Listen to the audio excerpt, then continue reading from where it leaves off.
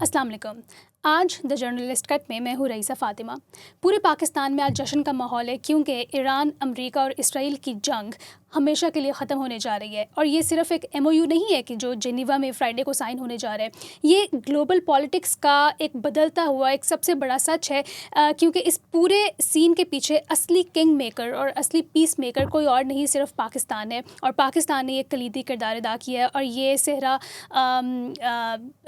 जो field marshal Asim Munir हैं उनके सर सजता है, या फिर शहबाज शरीफ साहब के सर सजता है। लेकिन इस पूरी ख़बर के नीचे जो एक दबी हुई ख़बर है वो ये कि बाहर के मामला तो पाकिस्तान ने ठीक करवा दिए, लेकिन पाकिस्तान को जब इंटरनल मसले पे बात आई, फॉर एग्ज़ाम्पल BLA और से रिलेटेड और मजीद ब्रिगेड तंजीम से related United nation security council की एक कमेटी में जो करारदाद पास करवाने के लिए पाकिस्तान और चाइना ने अपील की थी कि इन दोनों तंजीमों को बैन कर दिया जाए, इनको ब्लैक लिस्ट कर दिया जाए। उस पर फ्रांस ने, UK ने और अमेरिका ने, क्योंकि उनके पास वीटो पावर है, उन्होंने ये होने से मना कर दिया है और उन्होंने कहा है कि ठीक है वेट करें इस पर। लेकिन वो पाकिस्तान का इंटरनल मामला था, उसमें उन्होंने पाकिस्तान का साथ नहीं दिया। इसके साथ ही जो जॉइंट एक्शन कमेटी है उसमें जो कशीदगी है, टेंशन है, वो बरकरार है और पीपल्स पार्टी और PMLN एक दूसरे की टांग खींचते हुए नज़र आ रहे हैं। उसमें भी एक बहुत ही शॉकिंग सी इन्फॉर्मेशन है जिस पर हम सर का तबसरा लेंगे।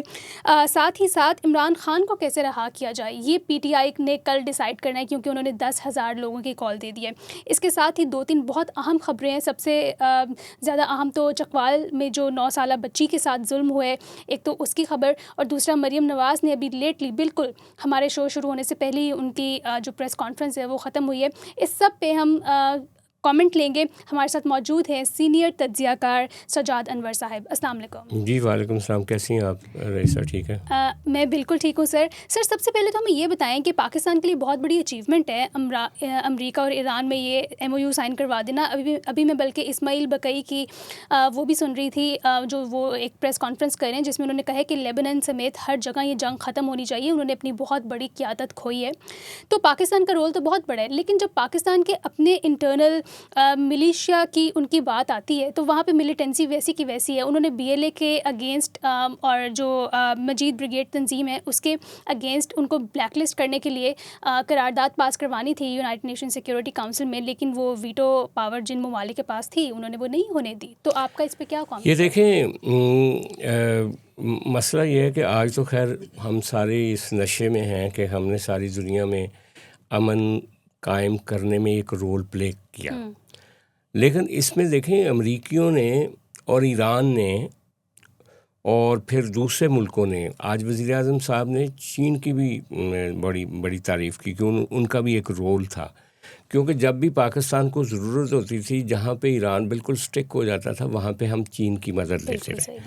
और इसी तरह अमेरिका साइड पे भी जब अमेरिकी किसी चीज़ पे लचक नहीं दिखा रहे होते थे तो उसमें हम सऊदी अरब को, कतर को, दूसरे मुल्कों को भी ऐड करते थे। उसमें तुर्की भी एक, तो ये एक मिल के बहुत बड़ा ब्रेक थ्रू किया पाकिस्तान ने, और पाकिस्तान की मेज़बानी में हो रहा है। इसमें कोई कन्फ्यूजन नहीं क्रिएट की किसी फ्रीक ने। दोनों पाकिस्तान को पूरा क्रेडिट दे रहे हैं, और मुआहदा तो इस्लामाबाद में होना चाहिए था, लेकिन चलें जिनेवा में भी अगर हो रहा है, लेकिन मेज़बानी पाकिस्तान कर रहा है। लेकिन नेट शेल पाकिस्तान का जो एक प्रोफाइल इंटरनेशनली बड़ा है और जिससे हमारे नाम, पाकिस्तान के नाम की एक वैल्यू में इजाफ़ा हुआ है, और उसी तरह जैसे कि पिछले साल जंग के नतीजे में एक हमारी प्रोफाइलिंग बेहतर हुई थी। लेकिन जब हम उसका नेट शेल रिज़ल्ट देखते हैं अपने मुल्क में, तो देखें ना, हम अपने मुल्क की फॉल्ट लाइंस को सेटल नहीं कर सके अनफॉर्चुनेट। कश्मीर में ये जो आज़ाद कश्मीर में जो एक्शन कमेटी है उसके साथ मामलात को तय करना चाहिए था। हमें कम से कम ट्रंप से और ईरान से ये भी सीखना चाहिए कि जब आप एक लड़ाई में आगे बढ़ जाते हैं तो 2 कदम पीछे हटने के लिए जगह भी होनी चाहिए। ये नहीं होना चाहिए कि आप पीछे हटने को अपनी ईगो के ख़िलाफ़ समझें। तो मैं सिर्फ ये कहना चाह रहा था कि हम जाते हैं कश्मीर अगले सवाल पे, लेकिन सबसे पहले तो ये सवाल है ना कि जब हम अमेरिका के साथ इतने अच्छे मरासम में हैं इस वक्त, तो अमरीकियों को तो कम से कम सिक्योरिटी कौंसल में टेक्निकल होल्ड पे नहीं लगाना चाहिए था इस तजवीज़ को, क्योंकि BLA और मजीद ब्रिगेड दोनों अगर देखा जाए तो जिसके कुछ सबूत भी मौजूद हैं, कुछ नहीं कई सबूत मौजूद हैं कि उनके पीछे इंडिया फंडिंग कर रहा है, उसके पीछे इज़राइल फंडिंग कर रहा है उनके पीछे, और उनको अगर आप दहशतगर्द करार दे के या ब्लैक लिस्ट करार देने की हमारी तजवीज़ थी तो अमरीकियों को उस पर कंसिडर करना चाहिए था। न सिर्फ उन्होंने टेक्निकल होल्ड लगाया बल्कि उनके जो इत्तेहादी हैं बरतानिया और फ्रांस, उन्होंने भी उसके ऊपर होल्ड लगाया। और इस वक्त भी जब हम ये जश्न मना रहे हैं अपनी फ़तह का, और जब जुमे वाले दिन ये डॉक्यूमेंट साइन होगा, उसके साथ ही साथ आप देखें कि फ़्रांस में G5 का इजलास होने जा रहा है, वहाँ पे मोदी जा रहा है, वहाँ पे ट्रंप भी जा रहा है, और वहाँ इंडिया एक कोशिश करेगा कि दोबारा से अपने आप को रीअसर्ट करने की। तो इंडिया जो आपके साथ लड़ नहीं सका वो अब आपको मुख्तलिफ़ जगह से अब ब्लीड करने की कोशिश कर रहा है, TTP के ज़रिए, BLA के ज़रिए। अब कश्मीर में भी वो अपॉर्चुनिटी देख रहा है, वहाँ पे जो अवामी मज़ाहमत है उसमें रोज़ उनके TV चैनल जिस तरह से उसको पेश करते हैं। तो हमारी साइड पे जितनी जहानत और जितनी गैर जानबदारी और जितनी एक प्रोफेशनल स्किल्स का मुजाहरा किया गया इस डील को ब्रेक करने के लिए, उसी तरह की जहानत, उसी तरह की मतानत, उसी तरह का एक स्किल जो है वो पाकिस्तान को चलाने के लिए भी होनी चाहिए। ये हम जो बार बार अपने मैं ज़िक्र करता हूँ कि जैसे TTP है, जैसे BLA है, हमारे पूरे रीजन उन लोगों ने सब एक तरह से तारपीड़ो किए हुए हैं। अगर आप देखें तो KP में बाज़ ज़िलों में हमारी सिक्योरिटी अदारों को शदीद मज़ाहमत का सामना करना पड़ता है। BLA की तरफ से कोई ना कोई कार्रवाई हो जाती है कुछ दिनों में। कश्मीर के बारे में हमने कभी सोचा भी नहीं था कि कोई मिसक्रिएंट्स रहे हैं वहाँ पे, लेकिन चंद मिसक्रिएंट्स को तो पकड़ के आप सज़ा दे सकते हैं, लेकिन तब क्या करोगे जब पूरा रावला कोट आके एक धरना दे दे, मुजफ्फराबाद शहर के सारे लोग किसी एक जगह पे बैठ जाएं। जब पब्लिक निकल आती है या जिस भी तंजीम को कोई पब्लिक सपोर्ट हो जाती है तो वो बहुत नाजुक मसला हो जाता है। उसको डील करने के लिए भी एक बहुत दानिशमंदी की ज़रूरत होती है। तो हमारी रियासत को चाहिए कि अब बहुत हो गया, हमने इंडिया को शिकस्त दे दी, बहुत बड़ी अचीवमेंट हमने कर ली कि हम जाके अमेरिका और ईरान के दरमियान सुलह करवा दी और तीसरी आलमी जंग से दुनिया को बचा लिया। लेकिन अब ये जो पाकिस्तान के अंदर प्रॉक्सीज़ हैं इनको भी हमने रोकना है। इनको रोकने का जो तरीका बज़ाहिर है ना कि ताकत के ज़रिए इनको ख़त्म कर दिया जाए। ताकत के ज़रिए हम बड़े अरसे से कर रहे हैं और ताकत इस्तेमाल भी करती है, ताकत की मोनोपोली स्टेट के पास होती है, लेकिन ताकत के साथ साथ जो दूसरे इंस्ट्रूमेंट्स हैं ना उनको भी इस्तेमाल करने की ज़रूरत है। ठीक है सर, ये जो जॉइंट एक्शन कमेटी है, कश्मीर एक्शन कमेटी, जॉइंट अवामी एक्शन कमेटी, ये इसमें पीपल्स पार्टी और PMLN एक दूसरे पर इल्ज़ाम तराशी कर रहे हैं कि वो कह रहे हैं कि PMLN उनको बैक करिए और PMLN कह रही है कि पीपल्स पार्टी उनको बैक करिए। इसके साथ ही साथ जो इम्पॉर्टेंट डेवलपमेंट है वो ये कि बिलावल भुट्टो जरदारी साहब ने ये डिमांड की है कि वहाँ पर जो 27 जुलाई को आज़ाद कश्मीर का होने वाला इलेक्शन है उसको डिले किया जाए। और इस पर आप क्या कहेंगे कि अब एक दूसरे की खींचातानी क्यों कर रहे हैं? इनको नहीं पता कि वो मुल्क की मुफाद भी है चीज़। एक तो ये जो जॉइंट एक्शन कमेटी है ना उसके अंदर भी एक दराड़ है। ये जो शौकत नवाज़ और उमर नज़ीर हैं ये दोनों प्रो पाकिस्तान हैं। उमर नज़ीर ने तकरीर भी की थी कि पाकिस्तान के हक़ में नारे भी लगवाए थे धरने के मौके पे, और शौकत नवाज़ भी कहता है कि हम इंडियन इन्फ्लुएंस के को रद्द करते हैं, हम पाकिस्तान के साथ हैं, इंडिया में जो जबर करता है कश्मीर हम उसके ख़िलाफ़ हैं। लेकिन ये दो बंदे हैं, ख्वाजा महरान और सरदार अमान ख़ान जी। ये आज़ाद एक AJKLF थी, आज़ाद जम्मू कश्मीर लिबरेशन फ्रंट, ये उनके साथ इंटेलेक्चुअली या दानिशवराना तौर पे या नज़रियाती तौर पे उनके हम ख्याल हैं। ये बहुत अग्रेसिव है। ये सरदार अमान खान जो रावलाकोट के हैं और ये जो ख्वाजा महरान है ये मीरपुर के हैं। अच्छा, ये चारों जो हैं ये मुस्लिम लीग नून और पीपल्स पार्टी दोनों को कटहरे में खड़ा करते हैं और दोनों के ख़िलाफ़ ही गुफ्तगू करते हैं, बल्कि पाकिस्तानी रियासत के ख़िलाफ़ भी गुफ्तगू करते हैं अपने अपने अंदाज में सारे। अब सियासत चूँकि अगले महीने 27 जुलाई को इलेक्शन होने जा रहा है।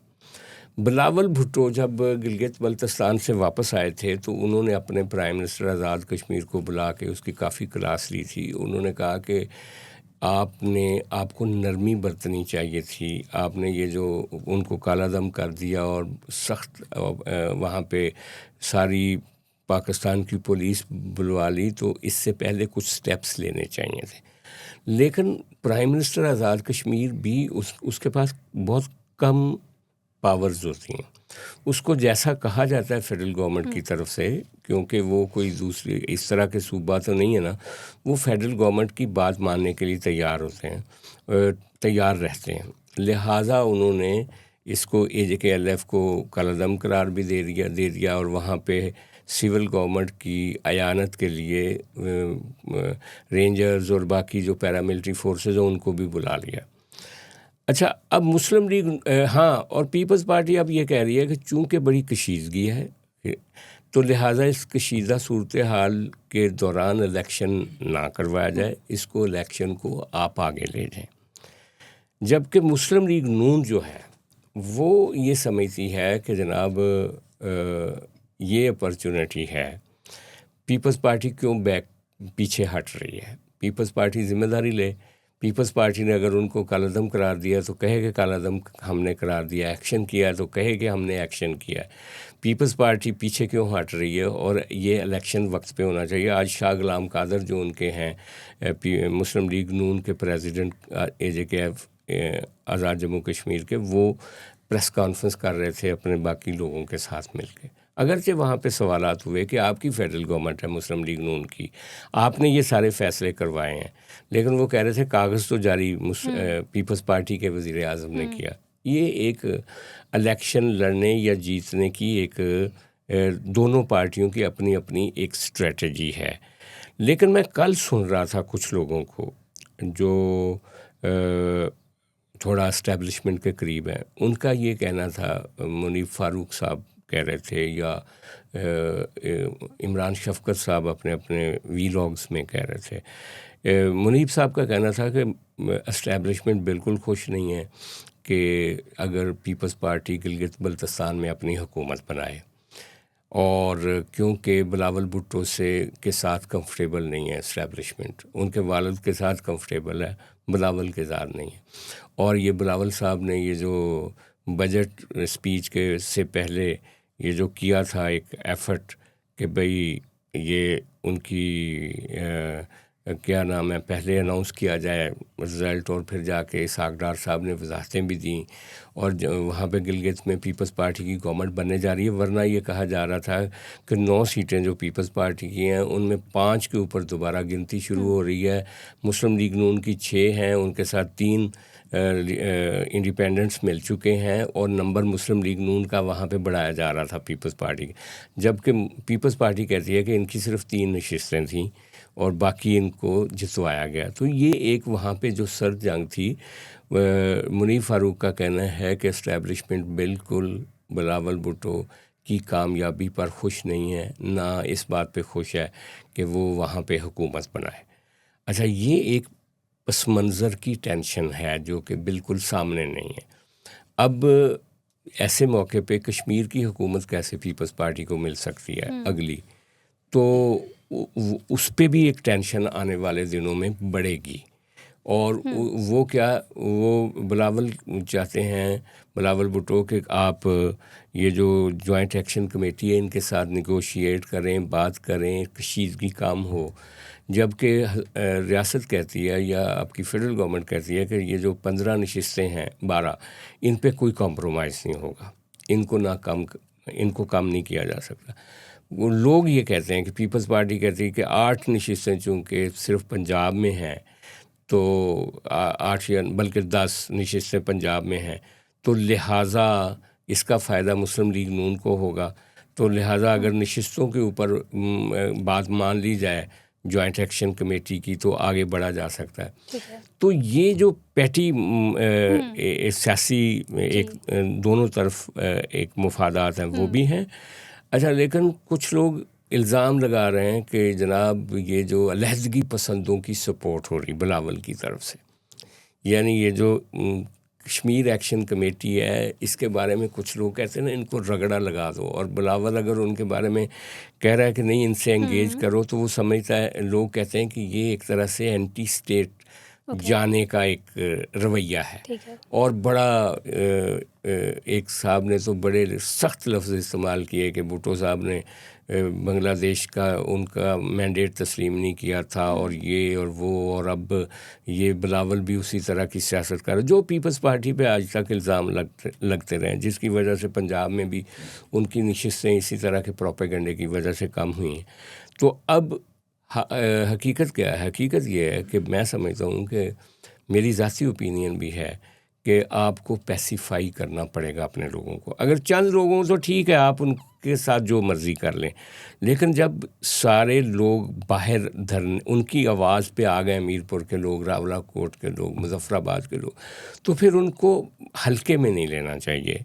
या अगर फ़र्ज़ करें जितनी ब्लड शेड हुई है इन पिछले 3-4 दिनों में, क्या उसका इम्पैक्ट नहीं आएगा? कल भी 2 लोगों वही कल वाले भी शामिल कर लें तो उसका इम्पैक्ट नहीं आएगा, वो तलखी बीच में रह जाएगी। इस तरह की तलखियाँ नहीं होनी चाहिए। ठीक है।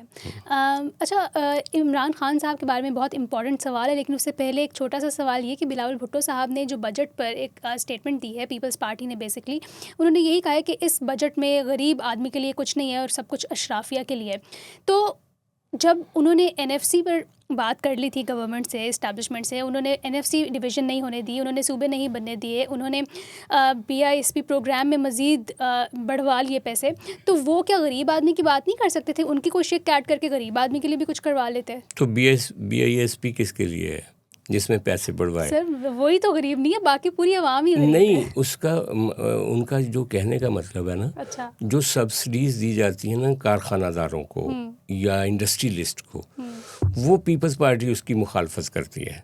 वो समझती है कि ये अशराफिया को पैसे देने के मुतरादिफ है ये सारी चीज़ें, लेकिन ये उनका पॉइंट ऑफ व्यू है। मे बी इट्स रॉन्ग, ठीक है या गलत है, लेकिन एक लतीफ़ा भी है इसमें। वो लतीफ़ा ये है कि जब जरदारी साहब ने ये जो बजट के ऊपर ऐवान सदर में एक इजलास हुआ था, वज़ीर आज़म साहब अपनी टीम के साथ जरदारी साहब से मिलने गए थे जब 1700 अरब की बात हो रही थी, तो जरदारी साहब नाराज़ थे। उन्होंने पूछा कि भैया आप लोगों ने बजट बनाया, हमसे मुशावरत की है? तो प्राइम मिनिस्टर ने हंस के कहा कि आप किस बात पे नाराज़ हो रहे हैं, मुशावरत तो मुझसे भी नहीं की गई। तो मेरा कहने का मतलब है कि ये है, हमारे मुल्क की सियासत बड़ी अजीबोगरीब है, इसको ओवर सिंप्लीफाई नहीं किया जा सकता। बिल्कुल ठीक है। अच्छा, इमरान खान साहब को कैसे बाहर लाया जाए, ये कल हिकमत अमली तय करनी है पीटीआई ने, क्योंकि कल ट्यूसडे है और उनसे मुलाकात, बल्कि मुलाकात ना होने का दिन है बेसिकली अगर कहा जाए। अलीमा खान साहिबा ने ये कॉल दी है कि 10,000 पीटीआई कारकुनान वहाँ पे मौजूद होने चाहिए, और जो अरकान हैं पीटीआई के, अरकान असम्बली, उन्होंने कहा है कि ठीक है हम 10,000 ले तो आएँगे, लेकिन फिर प्लीज़ उनको जल्दी फारिग कर दीजिएगा, वो रात लेट तक नहीं रुक सकते। और आज महमूद अचकज़ई भी अलीमा खान साहिबा से मुलाकात करने जा रहे हैं। तो आपको क्या लगता है, क्या इन हिकमत अमली इनकी कोई है भी, इनको खुद भी समझ आ रही है जो आवाम इनको फॉलो करे? देखें, इनसे तो इमरान खान मायूस हो चुके हैं। कहा यह जा रहा है कि पिछले 1 हफ़्ते में उनको 2 दफ़ा बाहर निकाला गया, एक दफ़ा इलाज के बहाने, एक दफ़ा वैसे। तो उनके साथ कुछ गुफ्तगू कर रहे हैं कुछ लोग कि, और इमरान खान साहब को भी समझ आ गई कि ये कोई मेरे वर्कर या मेरी पार्टी तो मुझे बाहर नहीं निकालने वाली, कुछ थोड़ी सी नरमी आ गई। इसीलिए केपी के वज़ीर आला भी जो हैं वो अब काफ़ी हद तक गवर्नमेंट के साथ बिहेव कर रहे हैं। ये जो मसला है कि अरकान असम्बली को, जो पीटीआई के अरकान असम्बली, उनको अलीमा खान हमेशा कटहरे में खड़ा कर देती थी कि ये लोग नहीं लेकर आते। वो कहते हैं कि हम ले आते हैं लोगों को, लेकिन जब आप रात के 3-3 बजे तक धरना करवाते रहते हैं, लोगों ने वापस भी जाना होता है, तो आप अगर मगरिब तक लोगों को रखना है, बाद में छुट्टी दे दें, तो हम ले आते हैं। वो जैसे कहते हैं ना कि ठीक है भाई बच्चों आप चले जाओ, लेकिन शाम से पहले घर आ जाना। तो वो चाहते हैं कि उनके जो लोग जाएं वो वहाँ पे किसी ऐसे एडवेंचर का शिकार ना हो जाएं कि उनको जेल भेज दिया जाए, वो वापस अपने घरों में आ जाएं एक टोकन एक एहतजाज करके। तो अलीमा खान साहबा ने ये बात मान ली। आज अचकज़ई साहब तशरीफ़ लाए हैं लाहौर, वो अलीमा खान साहबा से इस मौजू पे बात करेंगे कि जितना भी शो लगाना है हमने मंगल वाले दिन अडयाला के बाहर, वो शाम होने से पहले ख़त्म कर दिया जाए, तो शायद इस पे इत्तफ़ाक़ राय हो जाए और चीज़ें आगे बढ़ें। ठीक है। अच्छा, वैसे तो बहुत इम्पॉर्टेंट जो हानिया अहमद वाली बच्ची की न्यूज़ है, लेकिन उस पर बाद में आते पहले एक छोटी सी बात और बता देंगे। जो केपी के सीएम है सुहेल अफरीदी साहब, उन्होंने एक काइंड ऑफ मतलब उन्होंने अपने आप को डिफेंड किया।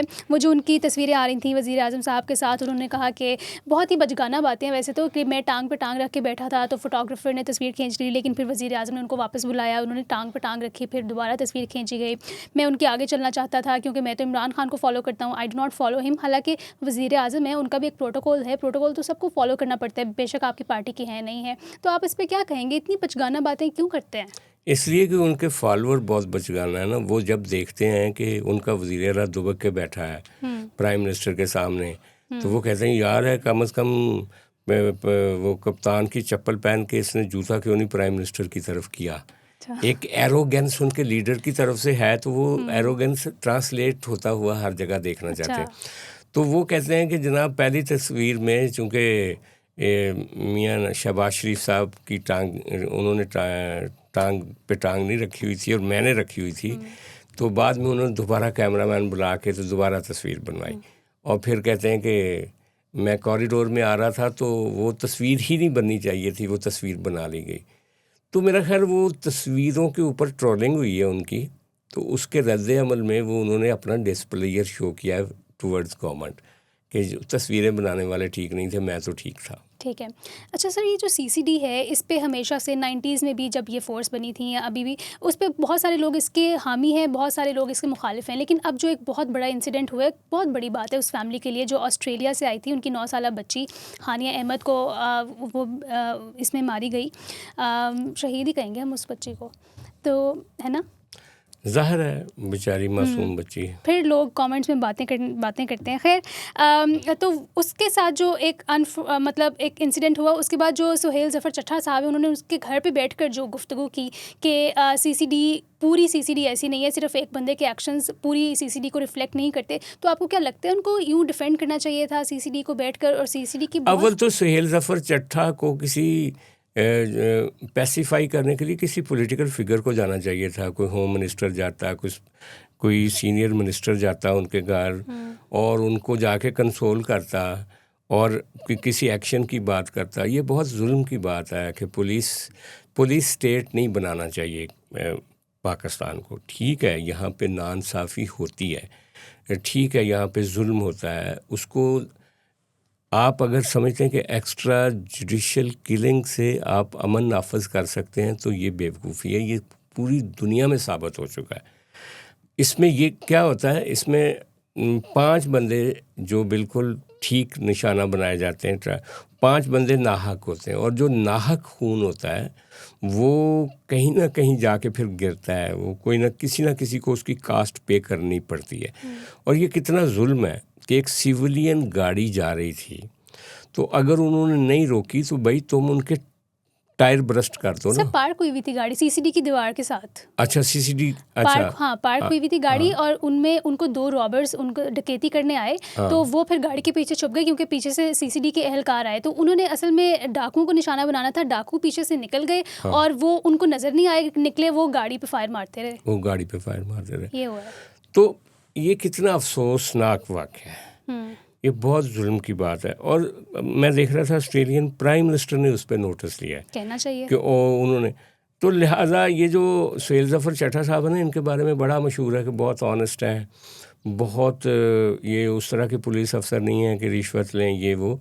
लेकिन बाज़ औक़ात ये जो सेल्फ राइटियसनेस होती है ना, कि मैं ही सच्चा हूँ, मैं ही ताकतवर हूँ, मैं ही ठीक आदमी हूँ, बाकी सारे गए गुजरे हैं, तो उसके नतीजे में बहुत नुकसानात होते हैं। सर वैसे कितने इल ट्रेंड एहलकार हैं CCD के, उस पर बहुत बड़ा सवाल उठता है। नहीं, पुलिस वाले से जिसके पास असला हो ना, देखें मेरी बात सुने, ये मैं आपको बता दूं कि जो भी गनमैन होता है ना, खा वो प्राइवेट गनमैन हो, खा वो सरकारी हो, वो किसी और ही फ़ज़ा में होता है। उसके ऊपर फ़ैसला नहीं छोड़ा जा सकता कि किसको मारना है, किसको नहीं मारना। उसको हमेशा ऑर्डर ओबे करने चाहिए अपने सीनियर्स के, लेकिन जब फ़ैसला उस पर छोड़ दिया जाएगा तो फिर इस तरह के हादसे होंगे। सही। अच्छा, मरीम नवाज़ साहिबा अभी प्रेस कॉन्फ्रेंस करी थी, बहुत अरसे बाद उन्होंने एक प्रेस कॉन्फ्रेंस की है और वो माशाल्लाह सेहतयाब भी हो गई हैं अपनी सर्जरी के बाद। उन्होंने मुहर्रमुल हराम, क्योंकि कल पहला मुहर्रम है, तो उन्होंने उसके हवाले से तमाम गाइडलाइंस दी और उन्होंने ईद उल अज़हा के मौके पर जो इन्होंने अचीवमेंट थी, बेसिकली वाकई अचीवमेंट थी, तो उस पर शाबाश भी दी। और उन्होंने इसी तरह कहा कि मतलब काफ़ी अच्छी प्रेस कॉन्फ्रेंस थी उनकी, तो आप इस पर एक छोटा सा कॉमेंट करते हैं। अच्छा लगा उनको काफ़ी दिनों के बाद देखा, और उसी तरह उनकी एक आवाज़ और उनकी जो विल पावर है और जिस तरीके से उन्होंने अहकामात जारी किए मुहर्रम के इंतज़ामात के हवाले से, तो ये सबको इसका ख्याल करना चाहिए। देखें, मुहर्रमुल हराम हमारे कुछ पिछले सालों में अगर जाया जाए तो ये सेक्टेरियन वायलेंस का शिकार रहे हैं ये जो दिन थे। अल्लाह करे कि इस दफ़ा हमारे सिक्योरिटी के अदारे जो हैं वो इस तरह से काम करें और हमारे इंटेलिजेंस अदारे के इस तरह का कोई वाक़या पेश ना आए। और ये जो सारा किया है मरियम साहबा ने इंतज़ामात, ये बहुत अच्छे हैं। हमें उनकी सेहत पे उनको मुबारकबाद देनी चाहिए और वो वापस अपनी सीट पे आई हैं जी। और ये बहुत अच्छी बात है। काफ़ी अच्छा लगा उनको देखकर। सर, बहुत शुक्रिया आपके आज के तज्ज़िये के लिए। कल हम हाज़िर होंगे एक नए प्रोग्राम के साथ, तब तक के लिए खुदा हाफ़िज़। Thank you so much for watching. खुदा हाफ़िज़।